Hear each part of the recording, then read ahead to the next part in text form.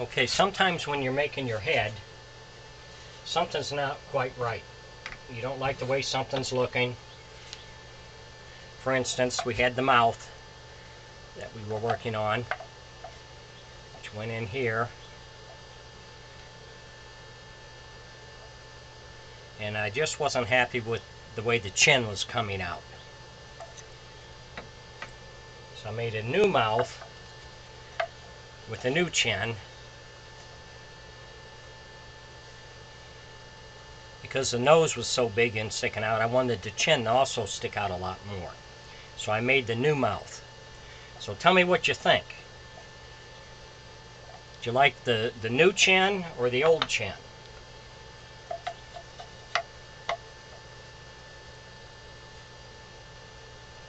Because sometimes you just have to throw a piece away and start over with something else. And I like this one much better. So tell me what you think about it.